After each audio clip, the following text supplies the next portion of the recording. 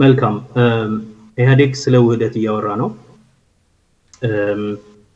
ጠቅላይ ሚኒስትሩ እና ኢህአዴግ ጽህፈት ቤት በተለያየ ወቅት በተለያየ የሚዲያ ንግግር በሶሻል ሚዲያ በተለይ ድርጅቱ ተዋህዷል፣ ውህደቱ በዩናኒመስ ድምጽ ጸድቋል የሚል ንግግር ሲነገር ይደመጣል። ነገር ግን በጣም አጨቃጫቂ ነገር እንደሆነ እናውቃለን። እኔ እንደ ህግ ባለሙያ የህግ ሁኔታውን ብቻ ነው ማብራራት የምችለው። እንደሚታወቀው ኢህአዴግ ግንባር ነው። ግንባር ደግሞ ፓርቲዎች ከሚቀናጁበት ከሚተባበሩበት መንገድ አንዱ ነው። ፓርቲዎች ሲተባበሩ ሲቀናጁ ወይ ውህደት ወይ ይዋሃዳሉ። ውህደት የሚባለው አለ ማለት የተለያዩ የነበሩ ፓርቲዎች አንድ የሚሆኑበት፣ ወይ ጥምረት ይፈጥራሉ። እያንዳንዳቸው ፓርቲዎች እንዳሉ ሆነው ተባብረው ለመስራት ይጣመራሉ፣ ኮአሊሽን ይሆናሉ። ወይ ግንባር ይፈጥራሉ፣ አሁን እንዳለው ኢህአዴግ ውስጥ እንዳለው ማለት ነው። አራት የተለያዩ ፓርቲዎች አንድ ላይ ሆነው የጋራ ነገር አብረው ይሰራሉ፣ የየግል ነገራቸውን ደግሞ በየግላቸው ይሰራሉ። እነዚህ ሶስት የሆኑ በጋራ የመስራት የመተባበር የመቀናጀት አይነቶች በህግ ውስጥ እውቅና የተሰጣቸው ናቸው። ውህደት የሚፈጸመው በፓርቲዎች ነው እንጂ በግንባሮች አይደለም። ስለዚህ እንደ ግንባር ኢህአዴግ ተዋሃደ ሲባል የሚባል ነገር አይደለም። ግንባር አይዋሃድ መርህ አንድ በአዋጁ አሁን በተሻሽሎ በወጣው የምርጫ ህግ አንቀጽ 91 92 መሰረት የሚዋሃዱት በአዋጁ መሰረት የተመዘገቡ የፖለቲካ ፓርቲዎች ናቸው። ስለዚህ አሁን ባለው ሁኔታ ኢህአዴግ ውስጥ ያሉ ፓርቲዎች ተዋህደው ብልጽግና ፓርቲ የሚባል አዲስ ፓርቲ ውስጥ ገቡና ቀለጡ ሊባል ከተፈለገ ተዋህዱ ሳይሆን የሚባለው ኢህአዴግ ፈረሰ፣ ኢህአዴግ ውስጥ የነበሩ ድርጅቶች ደግሞ ሌላ ፓርቲ መሰረቱ፣ የመሰረቱት ፓርቲ ውህደት ይባላል። በውህደት መልክ የመጣ ነው፣ ጥምረት አይደለም፣ ወይም ደግሞ ሌላ አይነት ግንባር አይደለም። አሁን ኢህአዴግ ጋር እየሆነ ያለው አራቱ ፓርቲዎች እየተዋሃዱ አይደለም። አራቱ ፓርቲዎች ምክንያቱም አራቱ ፓርቲዎች የሚዋሃዱት አራቱም ፓርቲዎች አንደኛ በመዋሃዱ በውህደቱ ዝርዝር ስምምነት ላይ የተስማሙ እንደሆነ፣ ሁለተኛ አንድ የመመስረቻ ሰነድ ያላቸው እንደሆነ፣ ሶስተኛ አንቀጽ 91 ነው የሚለው፣ ሶስተኛ አንድ ፕሮግራም የፖለቲካ ፕሮግራም ያላቸው እንደሆነ፣ አራተኛ አንድ ህገ ደንብ ያላቸው እንደሆነ። ዝርዝር ስምምነት፣ መመስረቻ ሰነድ፣ የፖለቲካ ፕሮግራም እና ህገ ደንብ ያላቸው እንደሆነ። አምስተኛ እያንዳንዱ ፓርቲ ለመፍረስ ወደ ህብረቱ ውስጥ ለመግባት ወደ ውህደት ውስጥ ለመግባት ዝግጅቱን ሲጨርስ ለመፍረስ በጠቅላላ ጉባኤ የተስማማበትን ቃለ ጉባኤ በጠቅላላ ጉባኤ የተስማማ መሆኑን እነዚህን ይዞ ሲመጣ ምርጫ ቦርድ አራቱም ፓርቲዎች ዲሬጂስተር አድርጎ ተመዝገቡ ጨርሶ ፍቆ ያሉትን አራቱን ፓርቲዎች ወደ አንድ አድርጎ አዲስ በሰየሙት ስማቸው ይመዘግባቸዋል። ያ ሲሆን የአራቱ አባል ድርጅቶች አሁን የተዋሃዱት አባላት አሴቶች የህግ ስብዕና ሊጋል ፐርሰናሊቲ መብቶች እነዚህ ነገሮች ሁሉ ወደ ውህዱ ፓርቲ ይሸጋገራሉ። ውህዱ ፓርቲ የአራቱም ድርጅቶች ወራሽ ይሆናል። ሀብታቸውንም አባላታቸውንም ጽህፈት ቤቶቻቸውንም ፕሮግራሞቻቸውንም ሁሉ ነገራቸውን ወራሽ ይሆናል። ናው አሁን እየተካሄደ ያለው ነገር ምንድነው? አንደኛ እንዳልከው ግንባር አይዋሃድም። ስለ ግንባር ውህደት ማውራት አትችልም። በግንባሩ የውሳኔ መስጫ አካላት ለምሳሌ በስራ አስፈጻሚው፣ በማዕከላዊ ኮሚቴ፣ በምክር ቤቱ ምናምን ላይ ስለ ውህደት ለማውራት አትችልም። ምክንያቱም ግንባር አይዋሃድም። ግንባር ኦሬዲ የተመሰረተ ነገር ነው። ሊያደርግ የሚችለው እንፍረስ ነው። እንፍረስ፣ እንደ ግንባር አንቀጥል፣ በቃ ተለያይተን ለየብቻችን እንሄድ ማለት ይችላል። ለምን? ድሮ የተስማሙበት ለመተግበር ሲሉ የተግባቡበትና ሊሰሩበት ያለ ፕሮግራም አለ። አንድ ያ ፕሮግራም አያስፈልግም፣ ለጊዜው አይመጥንም። ሁለት ህዝብ አይፈልገውም እና እንደዛ አይነት ትብብር አያስፈልገን።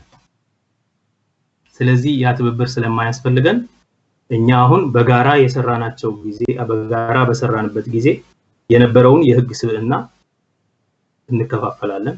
ዴሊጌትድ የሆነ ህግ ስብዕና ስለሆነ ከዛ የመነጨ ገንዘብ ሀብት አለ። በነገራችን ላይ ትልልቅ ገንዘብና ሀብት አለ። እንደ ሜምበርሺፑ ለምሳሌ አሁን ኦህዴድ 4 ሚሊዮን ምናምን አካባቢ አባላት አሉኝ ይላል። ከነዛ አባላት ከእያንዳንዱ አባል ከደሞዙ 30% በየወሩ ይቆረጣል በየወሩ።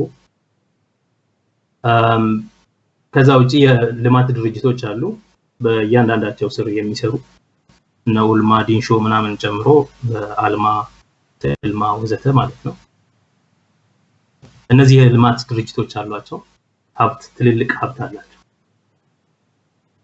ስለዚህ ኢህአዴግን አይሰራም፣ ለዘመኑ አይመጥንም፣ ለጊዜው አያስፈልግም ካሉ፣ ትብብራችን አያስፈልግም ካሉ በጋራ ያሰባሰቡት ሀብት ካለ በመዋጫቸው በመናምን ያመጡት ነገር ጽህፈት ቤት የገነቡት ህንጻ አሴቶች ምናምን ካሉ እነሱን በሚገባ እንደ ተዋጽኦአቸው መሰረት ተከፋፍለው በመፍረሻ ህግ መሰረት ያንን ያፈርሳሉ። ከዛ ለየግላቸው ይሆናሉ ማለት ነው።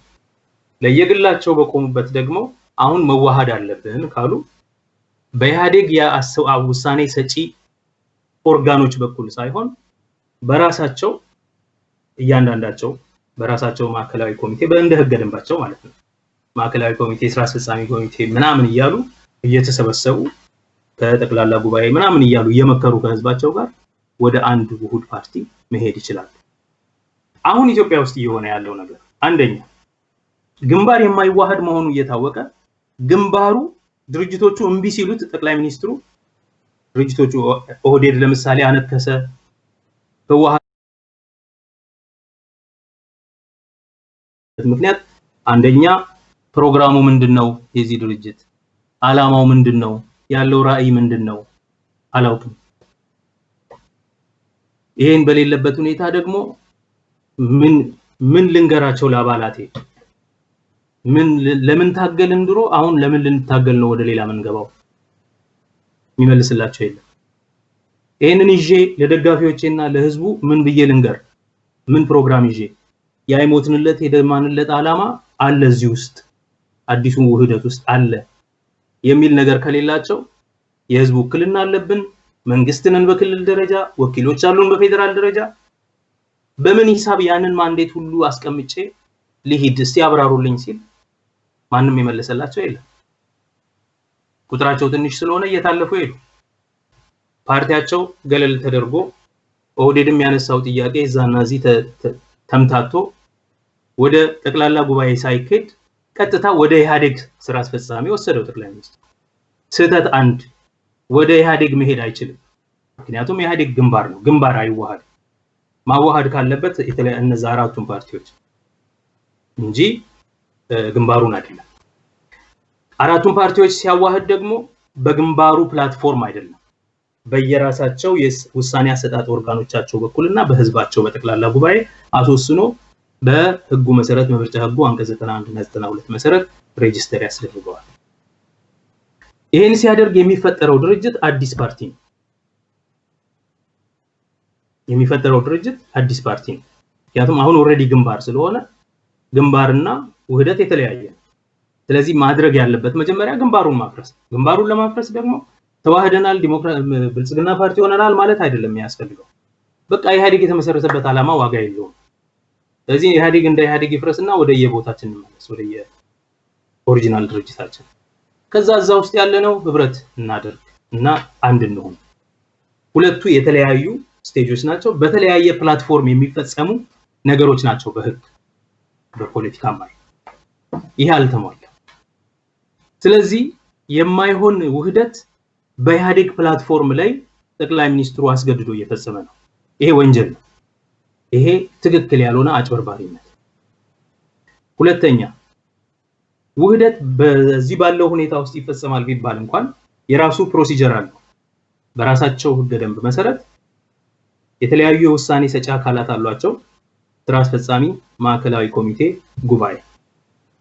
በእነዚህ ደረጃ እነዚህ ፓርቲዎች እኛ መፍረስ እንፈልጋለን፣ ፈርሰን እዛኛው ውስጥ መግባት እንፈልጋለን ሲሉ የመፍረስ ስምምነት ቃለ ጉባኤ ተይዞ መገባት አለበት። ያ ሳይኖር ስራ አስፈጻሚው እና ማዕከላዊ ኮሚቴው በጠቅላላ ጉባኤው የተወከለ ስለሆነ ራሱ ስራውን ሰርቶ እንደ ሆምወርክ ወስዶ ስለሆነ እየሰራ ያለው እነሱ የወሰኑት የተስማሙት ይበቃል፣ ወደ ጠቅላላ ጉባኤ መሄድ አያስፈልግም ብሎ ሾርት ሰርኪት አድርጎታል። ከዚህ በፊት ሐዋሳ ላይ ጠቅላላ ጉባኤው ሲወስን አንዱ የሚቃወሙት ነገር ህወሓትና አንዳንድ ድርጅቶች የሚቃወሙት ነገር ምንድነው? ጥናት ይቀርባል ተባለ፣ ጥናቱን እንወያያለን ተባለ። ኢህአዴግ ላይ ጥናቱን እንወያያለን ብለን ስንሄድ አይ አሁን ውሳኔ ነው የሚያስፈልገው ተባለ። ጥናቱን ሳንወያይ ወደ ውሳኔ። ውህደቱን ትደግፋላችሁ አትደግፉም? የሚደግፍ ካለ ያሳየኝ አይነት ነው የሆነው። በዚህ ሁኔታ ውስጥ ደግሞ መሳተፍ አንፈልግም ብለው ህወሓቶቹ ሙሉ በሙሉ ራሳቸውን አገለሉ ከኢህአዴግ ምክር ቤት ስብሰባ ህገወጥ ስለሆነ። አይ ቲንክ ትክክል ናቸው ያንን ማድረጋቸው። ብዙ የሚተቹበት ነገር ሊኖር ይችላል። ይሄን በማድረጋቸው ግን ትክክል ነበር። ይሄን ባደረጉ ጊዜ አንዱ ፓርቲ ከነዚህ አሁን ካለው ውስጥ አንደኛው ፓርቲ አልፈልግም ሲል ያ ውህደት በእነዚህ ፓርቲዎች ኢህአዴግ የሚባለው ድርጅት ወደ ሌላ ኢቮልቭ ሊያደርግ የነበረው ነገር አብቅቷል ማለት ነው። አበቃ አቆመ እዛ ጋር። እሱን አቁሞ ብልጽግና ፓርቲ የሚባል እንደ አዲስ መመስረት መብት ነው። ለምን እነዚህ ድርጅቶች ቢኖሩም ባይኖሩም አዲስ ብልጽግና ፓርቲ መመስረት ይችላል። ምክንያቱም በአዴን ለምሳሌ ይፈልጋል ተብሏል። አትሊስት ጠቅላይ ሚኒስትሩ ይፈልጋል ተብሏል። ኦህዴዶች ሁሉም ይፈልጉ አይፈልጉ አላውቅም። ምክንያቱም ለምሳሌ ለማ መገርሳ አይፈልግም። በሱ ጋር ያሉ የተወሰኑ ሰዎች አይፈልጉም። በስራ አስፈጻሚ ደረጃ ለምሳሌ አለሙ ስሜ፣ ኡመር እነዚህ ቮት እንዳደረጉ ተቃውሞ ቮት እንዳደረጉ አውቃለሁ። ከደህዴን ወይዘሮ ሙፍሪያት አብስቴን እንዳደረገች አውቃለሁ በኢህአዴግ ምክር ቤት ውስጥ። ስለዚህ እንደዚህ አይነት ሰዎች አይፈልጉም እና እነዚህ ሰዎች እንዳሉ ይቆማሉ ይቀራሉ። ሌሎቹ ግን እንደ ግል ስለሆነ በብልጽግና ፓርቲ ውስጥ በህገ ደንቡ መሰረት አባል የሚኮነው የዛ ፓርቲ አባል ሆነው እንደ አዲስ 10,000 ሰው አስመዝግበው ሀገራዊ ነው ክልላዊ ድርጅት ነው መሆን የምትፈልጉት ምናምን ተብለው ሄደው ምርጫ ቦርድ መመዝገብ ይችላል። በኢህአዴግ ፕላትፎርም መጠቀም አይችሉም። መንግስት ጋር መግባት አይችሉም። አዲስ ፓርቲ ነው። ከምርጫ በኋላ ተሳትፈው መንግስት መሆን ይችላል። ከመንግስት ጋር አሁን ግንኙነት ያለው ፓርቲ አይሆንም። ያንን ማድረግ አይፈልግም ጠቅላይ ሚኒስትሩ። ኢህአዴግን ማፍረስ የሚፈልገው ደግሞ ኢህአዴግ እሱን ገምግሞ ከስልጣን ያወርደኛል ብሎ ስለሚሰጋ ብቻ ተገምግሞ ከስልጣን መውረድ እንደሚችል ደግሞ ገብቶታል። እሱም ብቻ አይደለም። አሁን ኢህአዴግ እንዳለ ሆኖ ቢመረጥ ወደ ምርጫ ቢሄዱ ጠቅላይ ሚኒስትሩ እንደማይመረጥ ያውቀዋል። ስለዚህ ጠቅላይ ሚኒስትሩ እንደማይመረጥ በብሔር ኮንስቲቲዩንሲ በክልሎች እንደማይመረጥ ስለሚያውቅ የብሔር ማንነት የሌለው ብልጽግና የሚባል ፓርቲ አድርጎ በዛ መንገድ ተመራጭነት እድሉን ለመሞከርና የሌሎቹን የብሔር ፓርቲዎች አሰላለፍ ለመፈወዝ የተደረገ ዲስኦሪየንት ለማድረግ የተሞከረ ዲስኦርጋናይዝ በማድረግ ከስልጣን ውጪ የማድረግ በተለይ ህወሓትን የመሞከር ሁኔታ ነው የሚታየው። ይሄ አግባብ አይደለም። ይሄ አግባብ የማይሆነው ጥቅም የለው የማይኖረው እንደውም አደጋ የሚያመጣው ለምንድነው? በህግ አለመቻሉ ብቻ ሳይሆን በህግ የሚጠይቀውን ክራይቴሪያ አለማሟላቱ ብቻ ሳይሆን ኢህአዴግ ምርጫ ሳይካሄድ በፊት አሁኑኑ ኢህአዴግ ከከሰመ መንግስት ፓርላማ ውስጥ ያለው በአብላጫ ድምጽ ተመርጦ ስልጣን ኖሮት መንግስት ያቋቋመው ኢህአዴግ ይፈርሳል ማለት ነው። መንግስቱም ከሰመ ማለት ነው። መንግስቱ የሚከስም ከሆነ ደግሞ የስልጣን ክፍተት ይፈጠራል። በአገሪቱ ውስጥ የስልጣን ክፍተት ይፈጠራል። የዶክተር አብይ መንግስት ተራ መንገደኛ ነው ማለት ነው። ዶክተር አብይ መንግስትና እነ ከማል ገልቹ እነ ብርሃኑ ነጋ ለመንግስት ያላቸው ቅርበት እኩል ነው። ማንኛውም ተራ ዜጋ መንግስት መሆን ይችላል ቤተ መንግስት ገብቶ ማንኛውም ተራ ዜጋ። ምክንያቱም በፓርላማ የተሰጠው ማንዴት ነው ጠቅላይ ሚኒስትር ያደረገው። በኢህአዴግነት ተመርጦ ነው እዛ ያለው አብላጫ ድምጽ ስላለው። እዛ ውስጥ እያለ ኢህአዴግ ከፈረሰ ሁለት ነገር ነው። ኢህአዴግ ራሱን ካፈረሰ አላስፈልግም ካለ ጠቅላይ ሚኒስትሩ ማድረግ ያለበት ምክር ቤት ሄዶ እንፍረስና አስቸኳይ ምርጫ እናደርግ ስናፕ ኢሌክሽን ይባላል በህገ መንግስት መሰረት። ፈርሶ በኬርቴከር መንግስት እየተዳደረ በባላደራ መንግስት እየተዳደረ ምርጫ ይደረጋል። ከጊዜው የቀደመ ከግንቦቱ የቀደመ ምርጫ ማለት ነው። አሁን እንግሊዝ ሀገር እየሆነ እንዳለው ምክንያቱም ቮት ኦፍ ኮንፊደንስ ምናምን ስለሌለ እኛም ስለማንፈልግ በዚህ አይነት መንገድ መሄድ። ስለዚህ ይሄ ድርጅት ያለው ቮት ሌላም ነገር አለ። አሁን የሚባለው ለምሳሌ ብዙ ጊዜ ይባላል ምርጫ ለማካሄድ ሰላምና መረጋጋት የለም ምናምን ይባላል። ሰላምና መረጋጋት ከሌለ መንግስት ሰላምና መረጋጋት መፍጠር አልቻለም ማለት ነው፣ ማስተዳደር አልቻለም ማለት ነው። ስለዚህ የማይችል መንግስት ከሚሰራ የተሻለ ብቃት ያለው መንግስት እንዲፈጠር ፓርላማው ፈርሶ አዲስ መንግስት መቋቋም አለበት፣ ወይም ይሄ መንግስት ሪዛይን ማድረግ አለበት፣ ወይም ደግሞ ሰላምና መረጋጋትን ፈጥሮ እንደምንም ብሎ ምርጫው ድረስ ማድረስና ምርጫውን ማስፈጸም እንጂ ሰላምና መረጋጋት ስለማይፈጠር መንግስት አቅም ስለሌለው ስለዚህ ምርጫውን እናራዝም የሚል ተረት ትክክለኛ አካሄድ አይደለም። ይህ ህገ መንግስታዊ ነው። አንድ ቀን ያለ ህዝብ ማንዴት የሚኖር መንግስት ከዚህ በኋላ ሁሉንም ሰው እኩል የሚያደርግ አደገኛ ፓወር ቫኪዩም የስልጣን ክፍተት ይፈጥራል። ስለዚህ አሁን የሚያወሩት የውህደት ሂደት ለፎቶና ለማጭበርበር ሊሰራ ይችላል። በህግ ግን ምንም ዜሮ መሰረት ነው ያለው፣ ዜሮ። ምክንያቱም ይሄ አዲሱ የተዋሃደ የሚባለው ፓርቲ መመዝገብ አለበት በምርጫ ቦርድ። እንዲመዘገብ ለማድረግ ቅድም ያልኩት ክራይቴሪያ መሟላት አለበት በምርጫ ህጉ መሰረት። ያውም በራሱ በጠቅላይ ሚኒስትሩ ቲፎዞ በሆነች ምርጫ ቦርድ እና ጓደኞቹ በኢዜማ ጠበቆች የህግ ሰዎች የተሰራ ምርጫ ማለት ነው። ምርጫ ቦርድ ምርጫ ህግ ማለት ነው። እኔ ለምሳሌም ብዙ መቃወመው ነጥቦች ያሉት ህግ ነው። ግን እሱ ህግ ውስጥ ራሱ ያስቀመጡት መስፈርት ቅድም እንዳልኩ አንደኛ የውህዱ ፓርቲ ዝርዝር ስምምነት፣ የውህዱ ፓርቲ ፕሮግራም፣ የውህዱ ፓርቲ ህገ ደንብ፣ የውህዱ ፓርቲ የአባል ፓርቲዎች የአባል ድርጅቶች የመፍረሳቸው ውሳኔ በተለያዩ የውሳኔ ሰጪ አካል ህዋሶቻቸውና በጠቅላላ ጉባኤ የፈረሱበት የተስማሙበት ስምምነት፣ እነዚህ ነገሮች ተሟልተው ነው የሚመዘገበው ይላል። አንደኛ እንግዲህ ግንባር አይዋሃድም ብያለሁ። እነዚህ ደግሞ በዚህ መንገድ ነው ማሟላት ያለባቸው። ይሄን አላሟሉ፣ ይሄን ሳይሟሉ አይመዘገቡ። ልክ ይሄን አሟልተው ምርጫ ቦርድ ሲመዘግባቸው ደግሞ ያኔ ኢህአዴግ መሆን ስለሚያቆሙ መንግስት ይፈርሳል። እዚህ ቶሎ ብለው ወደ ፓርቲ ጽህፈት ቤታቸው ይሄዳሉ መንግስትን ለቀው። ያንን ለማድረግ ደግሞ የመጀመሪያው አማራጭ እኛ እንደዚህ ስለከሰምን መንግስት ስለፈረሰ ፓርላማው አሁን ተበትኖ በፍጥነት ወደ ምርጫ መሄድ አለበት። ስለዚህ ከምርጫ 2020 በፊት ምርጫ ሊካሄድ ነው ማለት ነው። ይሄንን መገንዘብ አለባቸው። የሚፈጥረውን ህገ መንግስታዊ ቀውስና የሚፈጥረውን የስልጣን ክፍተት መረዳት አለባቸው። ይሄን ሳይረዱ ለታይታ ገና ለገና የብሔር ድርጅት የነበረውን ኢህአዴግ አፍርሰናል፣ አሁን የዜግነት ፖለቲካ ነው የምናራምደው፣ ብርሃኑም ጠቅላይ ሚኒስትሩም እንዳሉት ፖለቲካችንን እያዘመንን ነው ወዘተ የሚል የፎቶ ፖለቲካ ለማካሄድ እና በፕሮፓጋንዳና በአሻጥር በሸፍጥ የአባላቱን በብዥታ በመክተት ተስፋ የማስቆረጥ እና ጥርጣሬ ያላቸውን በተለይ ተስፋ የማስቆረጥ ከምንም ነገር በላይ ደግሞ ህወሓትን የመግፋት እና መንግስትን በጠቅላይ ሚኒስትሩ የግል ንብረት የማድረግ ከሆነ ለዛ ይሰራል። ለዛ እስካሁን እየሰራ እንደሆነ አላውቅም፣ ይሰራል። ከዛ ውጪ ግን ምንም የህግ ፋይዳም መሰረትም የለው። የሚያሳዝነው ነገር ይሄ ሁሉ ፕሮሰስ የፈጠረው ምንድነው? በፓርቲዎቹ መካከል በየፓርቲ ፓርቲዎች ውስጥ ባሉ አባላት መካከል ፓርቲዎቹ በሚወክሏቸው ክልሎችና ህዝቦች መካከል ጥልቅ የሆነ አለመተማመን ስሜት ነው የፈጠረው። ከዚህ በኋላ ኢህአዴግ አልፈረሰም በህግ። ስለዚህ አብራችሁ ሆናችሁ ተባብራችሁ እስከ ምርጫ ድረስ መዝለቅ አለባችሁ። ከምርጫ በኋላም ለምርጫ ስትሳተፉ ወይ እንደ ኢህአዴግ ሆናችሁ ትቀጥላላችሁ ቢባሉ እንደ አዲስ ፓርቲ መሆን አይችሉም። ምክንያቱም 2 ዓመት ተመዝግበው መቆየት ስላለባቸው እንደ ኢህአዴግ ተመርጠው ለመቀጠል ከዚህ በኋላ ኦሬዲ ኢህአዴግን በማፍረሱ ስለተቆራቆሱ እንደገና ተሰባስበው አንድ ጠንካራ ፓርቲ ሆነው ራሱ ውድድር ሄደው ምርጫ ሄደው ለማሸነፍ አይችሉም። ውስጣቸው ራሱ ተባልቷል። መተማመን ጠፍቷል።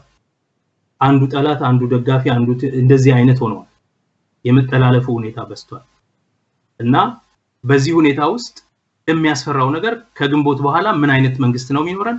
መንግስት ይኖራል አይኖርም ወይስ ሁሉም እንደ ባላደራው በየመንገዱ ባላደራ ይሆናል ማለት? አሁን የተደቀነብን አደጋ ይሄ ነው። ጥልቅ የሆነ እስካሁን ከነበረው የባሰ ጥልቅ የሆነ የህገ መንግስት ቀውስ እና የስልጣን ክፍተት ሊፈጠር ከፊታችን ተጋርጧል። ይሄ እንዳይሆን ከተፈለገ የመፍትሄ ሐሳብ ወደሚለው በዛው ልፍጠን እንዳይሆን ከተፈለገ አይ ቲንክ ጠቅላይ ሚኒስትሩ ወደ አምሮው ተመልሶ ቶሎ ብሎ የማዋሃዱን ስራ ከምርጫ በኋላ እናድርገው። አሁን ውይይቱን እንጀምር። በኢህአዴግ ፕላትፎርም ሳይሆን በኢህአዴግ ስራ አስፈጻሚ ምክር ቤት ምናምን ሳይሆን በድርጅቶቹ የውሳኔ አሰጣጥ አካላት በኩል እና ከአባሎቹ ጋር በጠቅላላ ጉባኤ ወዘተ ያንን ፕሮሰስ ማፍጠን ይችላል። ያም ሆኖ ለዚህ ምርጫ አይደለም ወይም ከምርጫው በፊት ስላለው በመንግስትነት አይደለም። በቃ ሌላ ፓርቲ ለመፍጠር እየተዘጋጁ እንደሆነ ብልጽግና ፓርቲ የሚባል በህገ ደንቡ መሰረት ባስቀመጡት መሰረት ለሱ ይዘጋጁ ይስሩ። ከምርጫ በኋላ ሊያደርጉ ምርጫውን ደግሞ የሚወዳደሩበትን መንገድ ካሁኑ ይለዩ። ምርጫውን ይወዳደሩት እንደ ብልጽግና ሳይሆን እንደ ኢህአዴግ ነው። ምክንያቱም ወይ ኢህአዴግን ማፍረስ ነው፣ ኢህአዴግን ካፈረሱ መንግስት አይደሉም። ስለዚህ ማንም ሰው እኩል መንግስት ነው። ወይ የሽግግር መንግስት ማቋቋም አለብን ወይ ይሄኛው መንግስት አሁን የኬርቴከር መንግስት ይሆንና ፓርላማው ተበትኖ ምርጫ ማካሄድ አለብን። አስቸኳይ ምርጫ የግንቦቱን መጠበቅ ሳይኖርብን ሌላ ነገር ነው የሚሆነው። ስለዚህ እንደ ኢህአዴግ ሆነው ወደ ምርጫው የሚሄዱ ከሆነ ደግሞ ዶክተር አብይ ማድረግ ያለበት ድርጅቱን ሂል ማድረግ ነው። ድርጅቱን ወደ አንድ ማምጣትና እንደገና ያለውን መቆራቆስ መፈወስ። አሸንፈው ከወጡ በኋላ በሚዋሃደው ፓርቲ ሂደት እንደ ሁኔታቸው ይቀጥላሉ ማለት ነው። ማያሸንፉ ከሆነ ደግሞ ኢትስ ኦቨር። ስለዚህ አሁን ማድረግ ያለባቸው ነገር በትክክል ኢህአዴግን ማፍረስ ካፈለጉ እንግዲያው መንግስትንም ማፍረሰው ፓርላማውን በትነው ከግንቦት በፊት ምርጫ ለማድረግ መዘጋጀት። ለምን ህገ መንግስታዊ ቀውስ እንዳይፈጠርና የስልጣን ክፍተት እንዳይፈጠር። የስልጣን ክፍተት ከተፈጠረ ሞስት ላይክሊ ሰራዊቱን የሚያዘው ሰው የለም፣ ባለሙሉ ስልጣን ሊሆን የሚችለው ነገር አዛለው የሚል ካለ አምባገነን ነው። አምባገነን ደግሞ ከሆነ ክልሎቹና በፌደራል መንግስቱ መካከል ያለው ጭቅጭቅ ወደ ጦርነት ሊያመራ ይችላል። ሞስት ላይክሊ ትግራይና የፌደራል መንግስቱ ውጊያ ነው የሚገጥመው። ሞስት ላይክሊ የተወሰነ ደረጃ ምናልባትም ኦሮሚያ። ያ ደግሞ በጠቅላይ ሚኒስትሩ የታወጀ የእርስ በርስ ጦርነት በኢትዮጵያ ላይ ሆነ ማለት ነው። ይሄን አደጋ ማስቀረት የሚፈልጉ ከሆነ ቀላል ስራ ይዘው ስነ ስርዓት ይዘው አደብ ገዝተው ፓርቲያቸውን ሰላም ፈጥረውበት ቁርቁሱን አርግበው በጸጥታ እስከ ምርጫው ድረስ የተሰጣቸውን አደራ ይዘው መቀጠል። ከዛ ምርጫ ውስጥ መግባት፣ ሚንታይም የራሳቸውን የብልጽግና ፓርቲ መመስረት፣ ማደራጀት፣ ደጋፊ ማሰባሰብ። ምክንያቱም የኢህአዴግ ድርጅት አባል ድርጅቶች የብልጽግና ፓርቲ አባል መሆን አይችሉም። እንደ ድርጅት አይችልም። የብልጽግና ፓርቲ ህገ ደንብ እንደሚያስረዳው ሰው አባል የሚሆነው በግሉ ነው። ስለዚህ ድርጅት የብልጽግና ፓርቲ አባል መሆን አይችልም። ህወሓት ተቀበለ ኦህዴድ ተቀበለ ምናምን የሚባል ነገር የለም። ምክንያቱም እዛ አባል የሚሆኑት ሰዎች በግላቸው ነው። እንደ ኦህዴድ እንደ ህወሓት ምናምን እንደ በግለሰብ ነው። ስለዚህ እነዚህ ድርጅቶች የብልጽግና ፓርቲ አባላት ሊሆኑ አይችሉም። ድርጅቶች እነሱ የሚፈልጉት አሁን አብይ የሚፈልገው ምንድነው? ድርጅቶቹን አይፈልጋቸውም፣ አባላቱን ግን ይፈልጋል። አባላት መመልመል ሳያስፈልገው፣ ንብረት ሳያስፈልገው፣ መዋጮ ሳያስፈልገው የነዚህን መዋጮና አባላት ይዞ ያው ፓርቲ ቅርጹን ከይሮ የብሔር ነገሩን ትቶ የግለሰብ አባላትን ይዞ ይሄዳል። አባላቱ ደግሞ የብልጽግና ፓርቲ ለመሆን አባል ለመሆን ወይም ላለመሆን በግላቸው ነው የሚወስኑት። የግል ፖለቲካ ካሪየራቸው እና የኮንስቲትዩንሲያቸው ህሊናቸው ለህገ መንግስቱ ያላቸው ታማኝ እነዚህ ሁሉ ከግንዛቤ ገብተው በግል ነው የሚወስኑት። ምክንያቱም ድርጅት አይደለም አባል የሚሆነው እዛ ውስጥ ኢቭን ቢስማማ ድርጅቱ አባልነት በግል ነው ይላል የአዲሱ ፓርቲ ህገ ደንብ። ፕሮግራሙን እስካሁን አላየንም። ስለዚህ ኢህአዴግ እንዲህ አይነት አካሄድ ሊያስኬደው የሚችል አይደለም። እንደ መፍትሄ የምንሰጣቸው ሐሳብ የመጀመሪያው ስራ መንግስትን ደህንነቱን ማረጋጋትና መጠበቅ፣ ኮሄረንሱን መጠበቅ። መንግስት የሚባለው ኢህአዴግ የመንግስት ስልጣን በእጁ ያለው ኢህአዴግ አደራውን እንደ መንግስት ኮሄረንት በሆነ መንገድ ይዞ መውጣት ነው ያለበት። የተጣሉ የተኮራረፉ የመንግስት ባለስልጣናትን ይዞ በህዝብ ፊት ህዝብን ማገልገል አይችልም። ስለዚህ ኮሄረንሱን ይዞ እስከ ምርጫ ድረስ መቀጠል። ኮሄረንሱን ለማምጣትና ፈውስ ለማምጣት ደግሞ ጠቅላይ ሚኒስትሩ እስካሁን ያደረሰውን መቆራቆስ አቀዝቅዞ ሰዎች ውስጥ በሰዎች መካከል መተማመንና ሰላም መፍጠር፣ በዚህ መንገድ ወደ ምርጫው በሰላም መሄድ። የለም ይሄ ድርጅት በፍጹም መቆየት የለበትም ብሎ የሚያምን ከሆነ ደግሞ ፓርላማ ሄዶ ይሄ ድርጅት አብሮ ለመስራትም ተቋስለናል፣ ከህዝብ ዘንድም ኦሬዲ ተቀባይነት የለንም፣ ምርጫው ድረስ ነው የሚታገሰው። እስከዛም ለመድረስ ደግሞ የተለያየ ሐሳብ ነው ያለው። ስለዚህ ቀድመን አሁኑን እንፍረስና ፓርላማውን አፍርሰን መንግስትን በባላደራ ሰይመንለት በፓርላማው ወደ ሽግግሩ ወደ ምርጫው እንሂድ፣ ወደ አስቸኳይ ምርጫ እንሂድ። ከዛ የአስቸኳይ ምርጫ ትልቅ ማንዴት ያለውን ድርጅት ይስጠን። በዛ መሰረት አዲስ መንግስት አቋቁመን ወደ ምንሄድበት አቅጣጫ እንሄዳለን። ይሄን አይነት ድፍረት ካለው ይቀጥል፣ ስልጣኑን ሉዝ እንደሚያደርግ ካወቀ። የለም አሁን በተባለው መንገድ ይሄዳለው ካለ የዲክቴተርሺፕ፣ የሲቪል ወር አደጋ፣ የአምባገነንነት፣ የእርስ በርስ ጦርነት አደጋ፣ የህገ መንግስታዊ ቀውስ አደጋ፣ የመንግስት መፍረስ አደጋ በእጁ ላይ ነው። ለዚህ ሁሉ ደግሞ ሲንግል ሃንድሊ በአንደኛነትና በብቸኝነት ተጠያቂ የሚሆነው አብይ አህመድ ጠቅላይ ሚኒስትር ነው እና ይሄን ነገር ማቆም አለበት። ለራሱም ለድርጅቱም ለአገሩም አለኝ ለሚለው ህልምም ጭምር ተገቢ አይደለም እና ይሄን ነገር በእርጋታ ማሰብ ያስፈልጋል። ነከሌን በድሮን መታለው፣ ነከሌን አሸንፋለሁ፣ ነከሌን በዚህ ገፋለሁ በሚል የእብሪት ፖለቲካ እንኳን እንደዚህ ያለው ውስብስብ አገር ውስብስብ ችግሮች ያሉበትን አገር የተረጋጋ ዲሞክራሲ ያለውን አገር ማስተዳደር አይቻልም እና ከዛ መቆጠብ ያስፈልጋል። ህዝቡም ከግርታ ወጥቶ ነቅቶ ነገሮችን መከታተል አለበት። አካባቢውን መጠበቅ አለበት።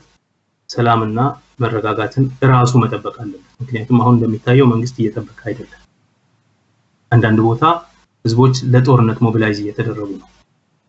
ስለዚህ ህዝቡ ማሰብ የሚቻል ከሆነ ጠቅላይ ሚኒስትሩን የሚያማክሩ ሰዎች በተለይ ከመቼውም ጊዜ ይልቅ ምክንያትን እያቀረቡ ቆይ እስቲ መለስ፣ የተጋረጠው አደጋ ትልቅ ነው፣ ከፊታችን ያለው ነገር ትልቅ ችግር ነው ብለው የሚመክሩ ሰዎች ቢኖሩ መልካም ነው ላለው የህግ ባለሙያዎቹም ደፈር ብለው መሆን ያለበትን ነገር ቢመክሯቸው መልካም ነው ብዬ አስባለሁ። በዚህ ሁሉ ጨለማ ውስጥ ግን መልካሙ ነገር የሲዳማ ክልል ክልልነት ነው። ትልቁ ዜናና ደስታ በዚህ ጊዜ ተስፋ የሚሰጥ ነገር ያለው የዛ ክልል ጉዳይ ነው። ከምንም ነገር በላይ አሁን አይኖቻችንን እዛ ክልል ላይ አድርገን ልጆቹን ከእስር ቤት መፍታት፣ ኤጀንቶቹን ሚዲያዎቹን መልቀቅ፣ ያለባቸውን ጫና መቀነስ፣ በዛ አይነት የደስታ አትሞስፌር ደግሞ ክልሉን በኦፊሴል መቀበልና የሀገራዊ ከሀገሪቱ ክልሎች አንዱ አድርጎ በህገ መንግስት ውስጥ ቦታዋን ማስያዝ፣ ከዛ ባሻገር መንግስትን ማቋቋም ለአጭር ጊዜም ቢሆን የክልሉን ስራ አስፈጻሚ፣ የክልሉን ምክር ቤት፣ የክልሉን ፍርድ ቤት ከጠቅላይ ፍርድ ቤት አንስቶ እስከ ማህበራዊ ፍርድ ቤት ማለት ነው ያስፈልግ እንደሆነ መጨረሻው